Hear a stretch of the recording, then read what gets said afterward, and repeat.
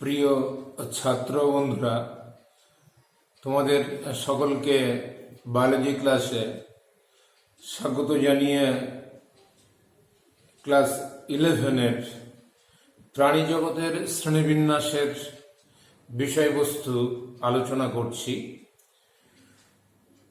এর আগে আমি প্রাণী জগতের শ্রেণীবিন্যাসের মধ্যে যে 11টা পর্ব আছে বিজ্ঞানী পার্কার এবং হাসওয়েলের মত অনুযায়ী, সেই 11টা পর্বের মধ্যে আমি আলোচনা করেছিলাম protozoa, Porifera, Cnidaria, ctenophora, Platyhelminthes এবং নিমাটোডা বা নিমাটহেলমিনথিস এবং অ্যানিরিডা। 8টা পর্ব অলরেডি আমি আলোচনা করে দিয়েছি। প্রতিটি পর্বের 3টে থেকে 5টা করে মুখ্য বৈশিষ্ট্য তোমাদের মনে রাখতে হবে এবং 2টো করে উদাহরণের সাধারণ নাম এবং বিজ্ঞানসম্মত নাম মনে রাখতে হবে। এর আগের ক্লাসগুলোতে আমি এগুলো উল্লেখ করে দিয়েছি। আমাদের এই যে পর্বগুলোর আন্ডারে যে শ্রেণীগুলো রয়েছে, সে শ্রেণীগুলো ক্লাস 12-এ অর্থাৎ উচ্চ মাধ্যমিক সিলেবাস নেই, আপ টু ফাইলাম অর্থাৎ পর্ব পর্যন্ত আমাদের পড়তে হবে। বইতে অনেক বেশি থাকতে পারে, কিন্তু আমাদের এইচএসএস সিলেবাসে কিন্তু পর্ব ছাড়া প্রতিটি পর্বের আন্ডারে এক বা একাধিক শ্রেণী থাকতে পারে। শ্রেণীগুলো আমাদের পড়তে হয় না, অর্থাৎ আমাদের পড়াতে হয় না, অর্থাৎ তোমাদের পড়তে হয় না। শুধু পর্বগুলোর 3টে থেকে 5টা করে মুখ্য বৈশিষ্ট্য এবং উদাহরণ এবং সেই সঙ্গে সঙ্গে তাদের সায়েন্টিফিক নেম জানতে হয়। তা আজকে যেটা পড়াবো আর্থ্রোপোডা পর্ব আর্থ্রোপোডা। দেখো এখানে আর্থ্রোপোডা লিখে রেখেছি, আর্থোস এবং পডোস, আর্থোস এবং পডোস, আর্থোস এবং পডোস, এই দুটো গ্রিক শব্দ থেকে আর্থ্রোপোডা শব্দটি এসছে। আর্থ্রোপোডা, এই আর্থোসের অর্থ হলো সন্ধি বা জয়েন্ট, আর পোডোস, PODOS, পোডোসের অর্থ হলো পদ বা পা। এই আর্থ্রোপোডা পর্বের প্রাণীদের সংখ্যা কিন্তু আমাদের এই পৃথিবীতে সব থেকে বেশি, প্রায় 9 লাখ মতো, প্রায় 9 লাখ 9 লাখ মতো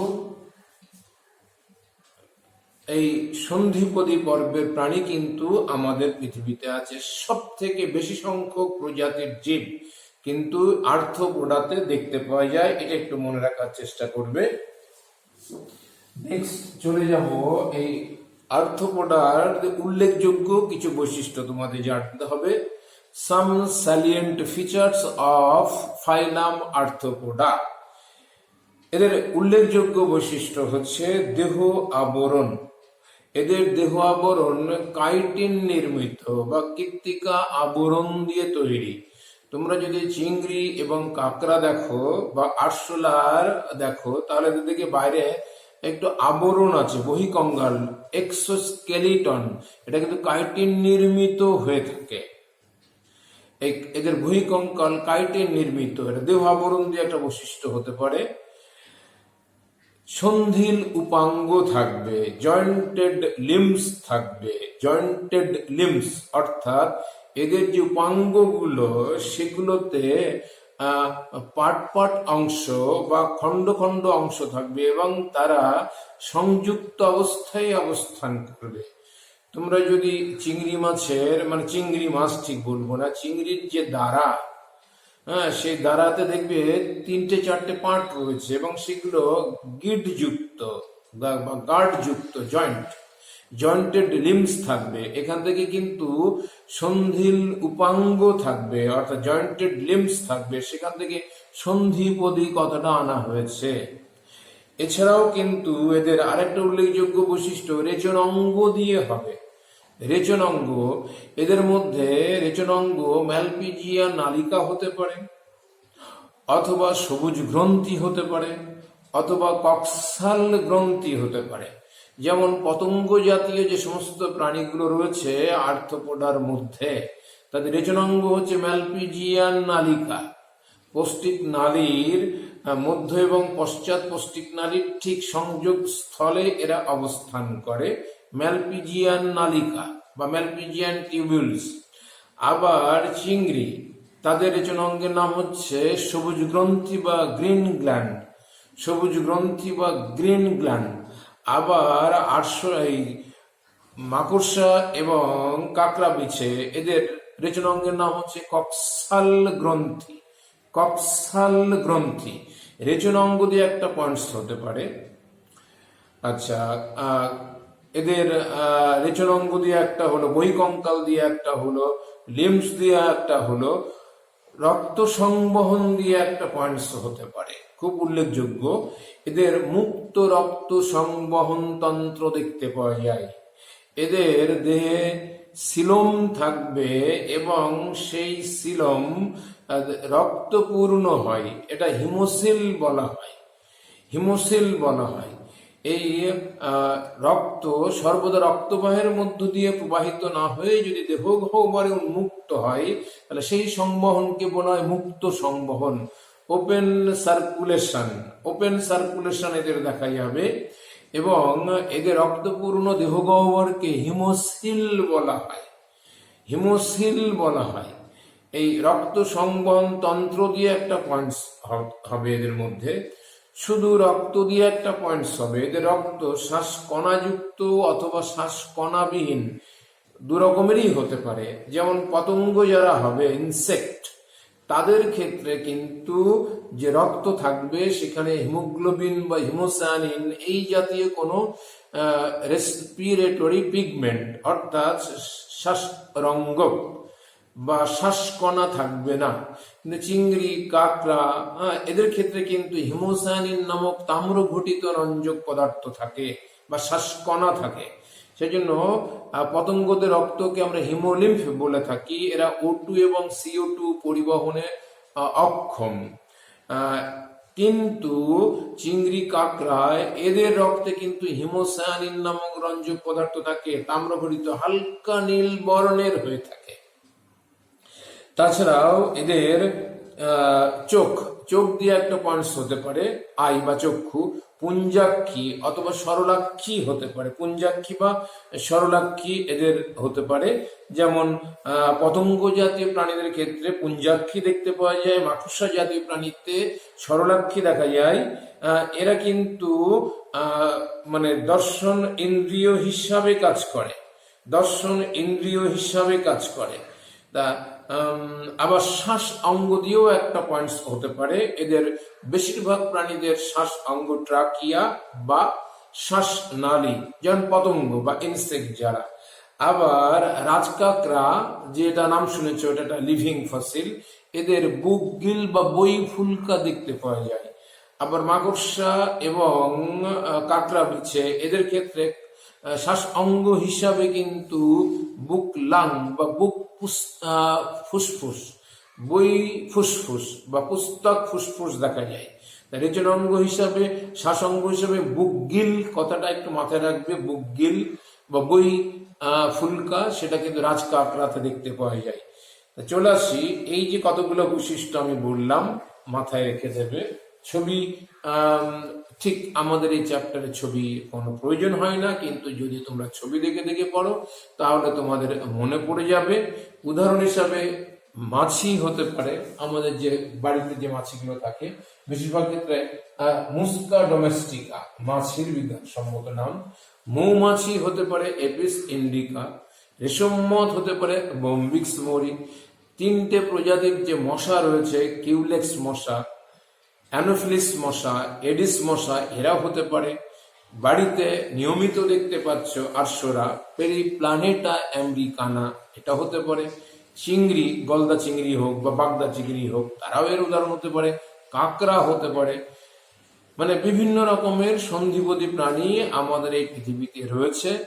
এবার এই জায়গায় একটা কথা বলবো, সন্ধিপদী পর্বের প্রাণীতে লিমুলাস বা রাজকাকড়া, এটা কিন্তু একটা লিভিং ফসিল। লিভিং ফসিল তোমরা নাম শুনেছ যে সুদূর অতীতকালে পৃথিবীতে আবির্ভূত হয়ে যে সমস্ত জীবেরা এখনো পর্যন্ত আমাদের পৃথিবীতে টিকে রয়েছে বা বেঁচে রয়েছে, কিন্তু তাদের সমসাময়িক জীবেরা ইতিমধ্যেই পৃথিবী থেকে অবলুপ্ত হয়ে গেছে, এবং যারা এক জীব থেকে আরেক জীব উদ্ভবের সাক্ষ্য বহন করে বেড়ায় তাদেরকে আমরা লিভিং ফসিল বলে থাকি। রাজকাকড়া কিন্তু সন্ধিপদী পর্বের অন্তর্গত একটা লিভিং ফসিল। আবার পেরিপেটাস, পেরিপেটাস কিন্তু সন্ধিপদী পর্বের মধ্যে পড়ে যায়। এর মধ্যে সন্ধিপদী পর্বের অর্থাৎ আর্থ্রোপোডা পর্বের বৈশিষ্ট্যই বেশিরভাগ রয়েছে, আর্থ্রোপোডা পর্বের বৈশিষ্ট্য বেশিরভাগ রয়েছে। কিন্তু এর মধ্যে আবার অ্যানেলিডা বা অঙ্গুরিমাল পর্বের প্রাণীদেরও কিছু বৈশিষ্ট্য দেখতে পাওয়া যায়। এই জন্য পেরিপেটাসকে বলা হয় কানেক্টিং লিঙ্কস, অর্থাৎ ইন্টারমিডিয়েট অ্যানিমালস বলবো আমরা এক্ষেত্রে, সংযোগকারী প্রাণী পেরিপেটাস। একদিকে অ্যানেলিডার মতো বৈশিষ্ট্য আছে, আর একদিকে আর্থ্রোপোডার বৈশিষ্ট্য রয়েছে। অ্যানেলিডার মতো এদের নেফ্রিডিয়া থাকবে, এদের উপাঙ্গগুলো অসন্ধিল হবে অর্থাৎ জয়েন্টেড হবে না, আর এদের চোখগুলো হবে অ্যানেলিডার মতন সরল। কিন্তু সন্ধিপদী প্রাণীদের মতো এদের কাইটিন নির্মিত আবরণ থাকবে। তারপরে এদের হচ্ছে তোমার সন্ধিপদী প্রাণীদের মতন অ্যান্টেনা বা শুঙ্গ থাকবে। এই সন্ধিপদী প্রাণীদের সঙ্গে এদের কিন্তু মিলেছে। মুক্ত রক্ত সংবহন তন্ত্র দেখতে পাওয়া যাবে আর্থ্রোপোডাদের মতন। এই পেরিপেটাস এবং রাজকাকড়া বা লিমুলাস এই দুটোর এক্সাম্পল হিসাবে নয় ঠিক, এটা লিভিং ফসিল। ওদিকে পেরিপেটাস একদিকে লিভিং ফসিল, আর একদিকে কিন্তু ওটা সংযোগকারী প্রাণী। তোমরা ক্লাস 10-এ পড়েছো এবং 12-এ গিয়েও আবার জানবে যে সব সংযোগকারী জীবেরাই কিন্তু লিভিং ফসিল। কিন্তু লিভিং ফসিল হলে সংযোগকারী জীব হতেও পারে, নাও হতে পারে। যেমন রাজকাকড়া বা লিমুলাস, এরা সন্ধিপদী পর্বের প্রাণী এবং লিভিং ফসিল, কিন্তু দুটো ভিন্ন গোষ্ঠীর মধ্যে সংযোগ সেতু রচনা করে বসবাস করে না। এরপরে চলে আসছি সন্ধিপদী।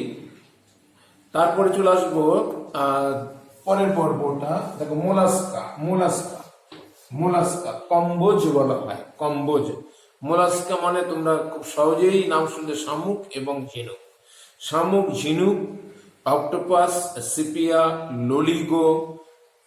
তারপরে তোমার হচ্ছে এই যে সামুদ্রিক সাপ, যেটা শঙ্খ বাজানো হয় বাড়িতে পুজো অর্চনাতে, সেখানে এই সাপ, এগুলো কিন্তু সবই হচ্ছে মোলাস্কা পর্বের প্রাণী। মোলাস্কা পর্বের প্রাণীরা বেশিরভাগটাই জলজ হয়ে থাকে, জলজ, ম্যাক্সিমামটা জলজ হয়ে থাকে। খুব কয়েকটা প্রজাতি স্থলে বসবাস করে, যেমন স্থল শামুক, অ্যাকাটিনা ফুলিকা, বা জল শামুক, পাইলা গ্লোবোসা।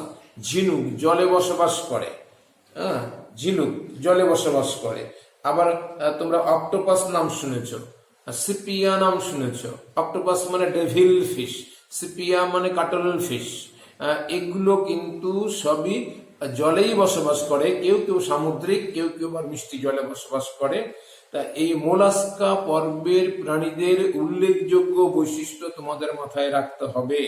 মোলাস্কা পর্বের প্রাণীদের খুব উল্লেখযোগ্য বৈশিষ্ট্য হচ্ছে দেহ গঠন। এদের দেহের বাইরে অধিকাংশ প্রজাতিতে চূর্ণ নির্মিত শেল থাকে বা ফলক থাকে, যদিও অক্টোপাস এবং সিপিয়া এদের ব্যতিক্রম। এদের কিন্তু যে চুন দিয়ে বা ক্যালসিয়াম কার্বনেট দিয়ে তৈরি শেল দেহের বাইরে থাকে না, দেহের ভিতরে থাকে। অধিকাংশ প্রজাতির প্রাণীদের মাংসল পথ থাকবে গমনাঙ্গ হিসাবে, মাংসল পথ। আর দেহ খুব নরম এবং খণ্ডবিহীন এবং খুব কোমল টাইপের হবে, মাংসলও হবে। সেটা ম্যান্টেল পর্দা দিয়ে ঘেরা থাকবে, ম্যান্টেল পর্দা, ম্যান্টেল পর্দা দিয়ে ঘেরা থাকবে।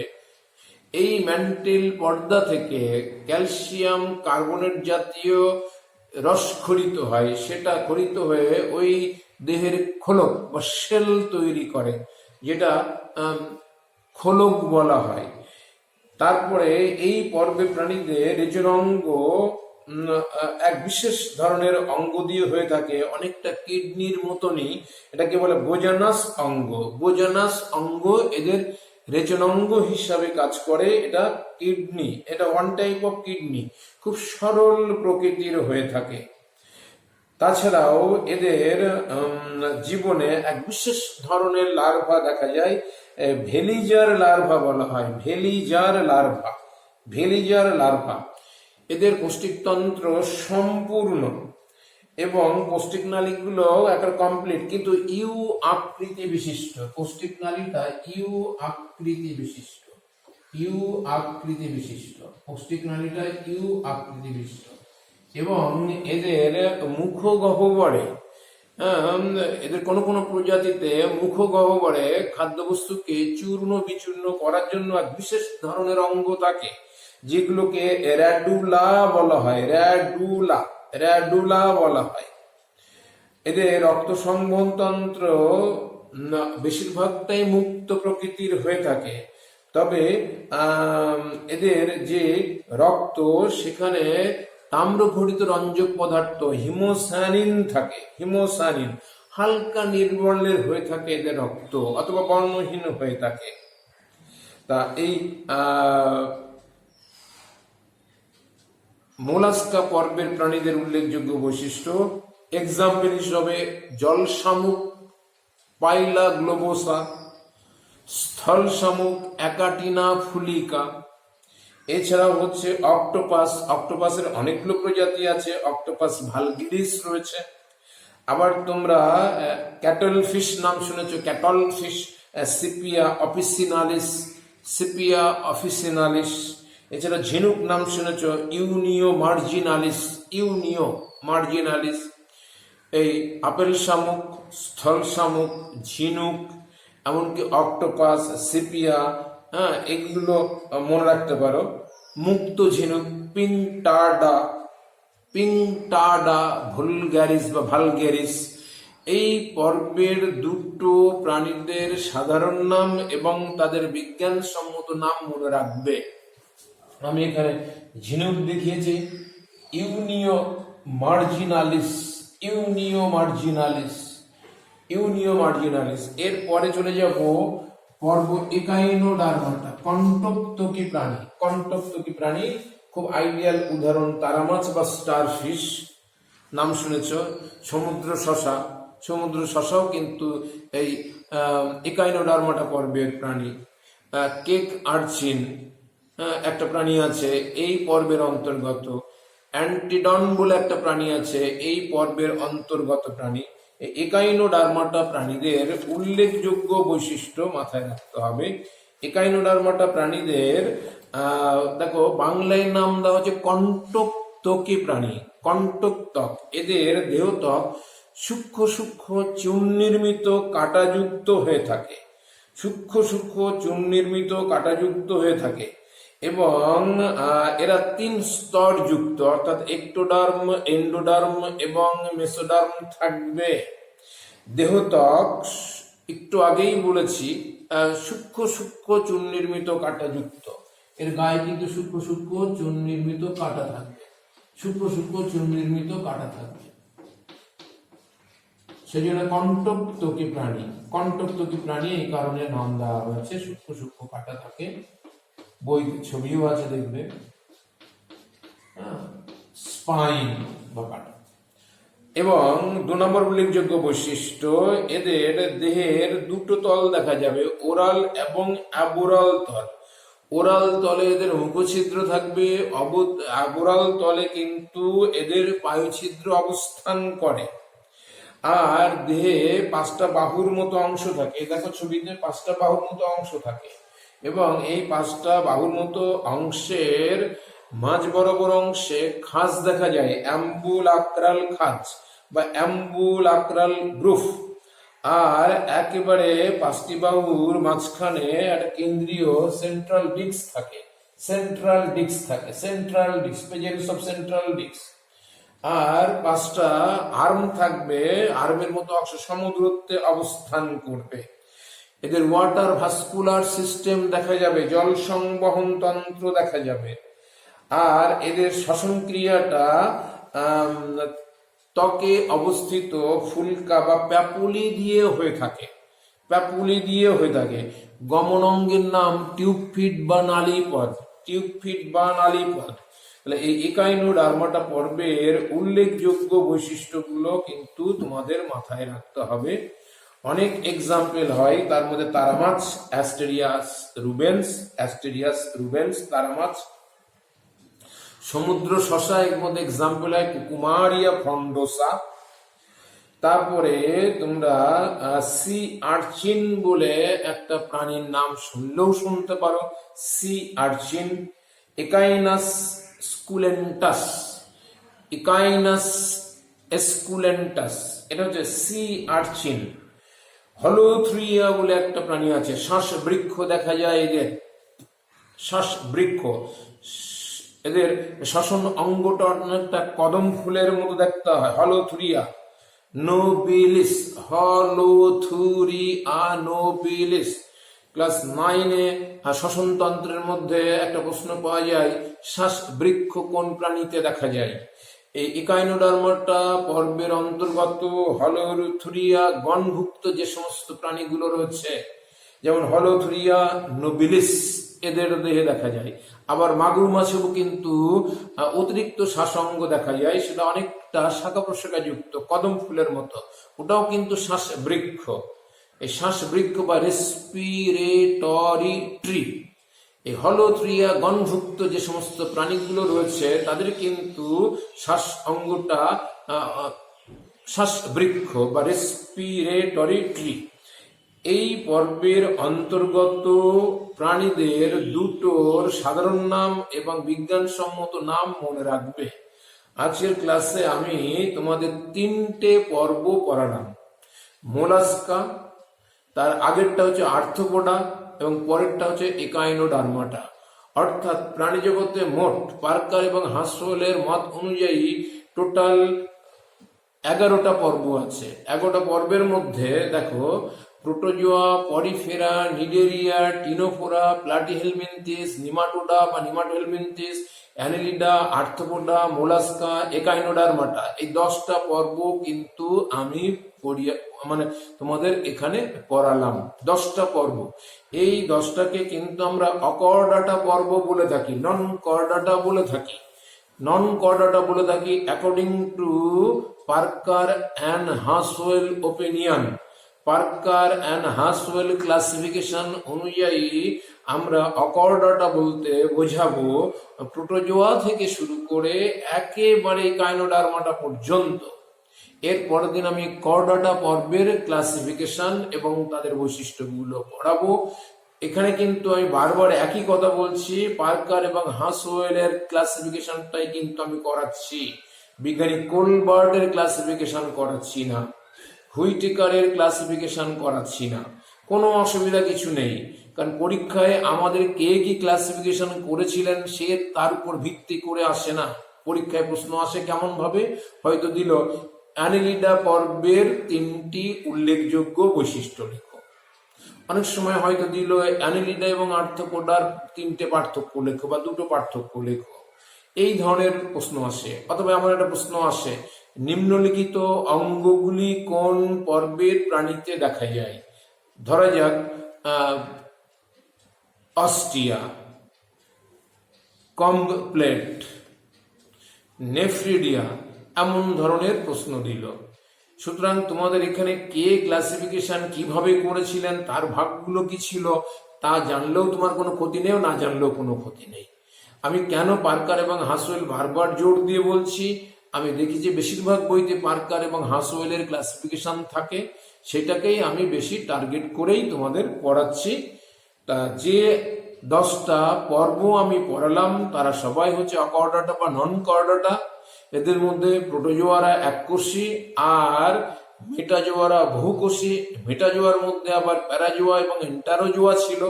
প্যারাজোয়া মানে পরিফেরা আর এন্টারোজোয়া মানে হচ্ছে নিডারিয়া থেকে শুরু করে একেবারে একাইনোডার্মাটা পর্যন্ত। এই টোটাল যে 10টা পর্ব সবাই কিন্তু অকর্ডাটা বা নন কর্ডাটা। কর্ডাটা এবং নন কর্ডাটার মধ্যে কি কি পার্থক্য আছে সেটা এরা পরের ক্লাসে হবে। করডাটা এবং অকরডাটা বা করডাটা আর নন করডাটার মধ্যে কি ডিস্টিংগুইশ আছে সেটা পরের ক্লাসে আমি করাবো, এবং করডাটা পর্বের মুখ্য বৈশিষ্ট্যগুলো নিয়েও আলোচনা করব। যা যা আজ অব্দি ক্লাসে পড়ালাম সেগুলো তোমরা মনে রাখার চেষ্টা করো। আগামী দিন আমি করডাটা পড়ব এবং তাদের ক্লাসিফিকেশন করাবো। সবাইকে অনেক অনেক ধন্যবাদ জানিয়ে এখানে শেষ করছি।